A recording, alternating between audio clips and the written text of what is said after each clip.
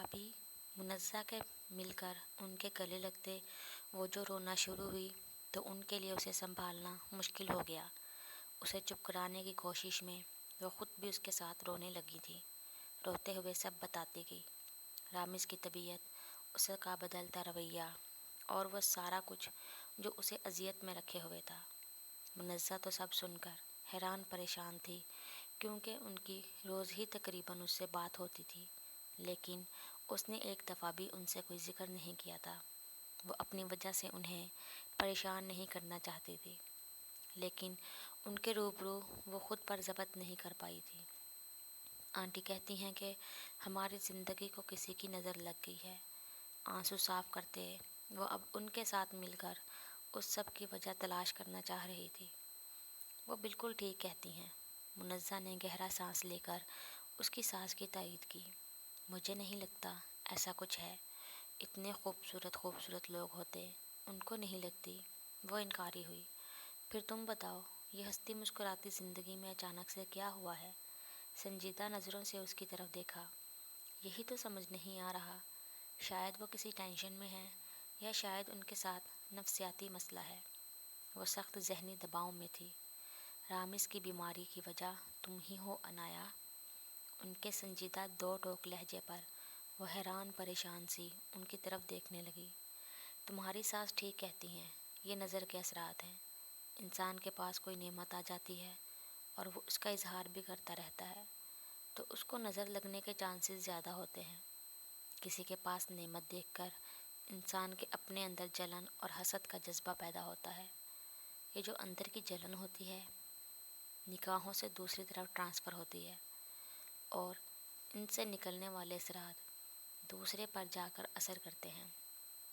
آپ صلی اللہ علیہ وآلہ وسلم نے فرمایا، ہر صاحب نعمت حسد کیا جاتا ہے۔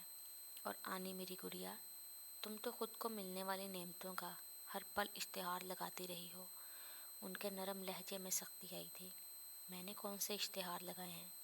اسے ان کا انداز اچھا نہیں لگتا تھا۔ یہ اسٹیٹس لگا لگا کر کون ہر لمحے دوسروں کو اپنی زندگی کے بارے میں اپڈیٹ کرتا ہے؟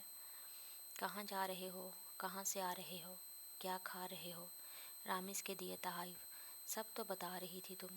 انہوں نے یاد دلایا، یہ تو آج کل ہر کوئی اسٹیٹس لگاتا ہے، اس سے کیا ہوا؟ وہ نہ سمجھنے والے انداز میں انہیں دیکھ رہی تھی۔ شادی سے پہلے یہ سب مزے نہیں تھے، کیونکہ ہم یہ سب افورڈ نہیں کر سکتے تھے۔ وہ ساری نعمتیں نہیں تھی جو اب میری بیٹی کو میسر ہیں، تو تم نے ان سب کا اظہار کر کے دوسروں کو حیران کر دیا، حسد میں مبتلا کر دیا۔ اب کی بار وہ سنجیدہ ہوتے ان کی بات سن رہی تھی، کیونکہ وہ کچھ نئے ہی پہلو اس پر اشکار کر رہی تھی۔ اسٹیٹس لگا لگا کر اپنا اسٹیٹس دکھاتے رہنا کہ دیکھو ہم اپنی زندگی میں کتنے خوش اور مسرور ہیں۔ تم نے قارون کا واقعہ سنا ہے؟ سوال پوچھتے انہوں نے گفتگو میں عنایا کی دلچسپی جانچنی چاہی۔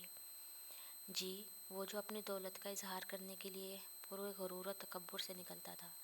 جواب فوراً آیا تھا، پتہ ہے ہم سب کے اندر چھوٹے چھوٹے قارون ہیں۔ وہ پوری زیب و زینت کے ساتھ گھر سے نکلتا تھا، تفاخر کرتا تھا۔ ہم بھی سوشل میڈیا کے ذریعے تفاخر کا ہر لمحہ اظہار کرتے رہتے ہیں۔ شکر ادا کرنے کی بجائے لوگوں سے تعریف چاہتے ہیں، ان پر رعب ڈالنا چاہتے ہیں۔ اللہ تعالیٰ کو عاجزی پسند ہے۔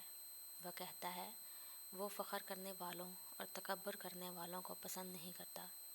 ان کے الفاظ وہ آئینہ تھے جس نے عنایا نے شرمندگی سے نظر چرائی۔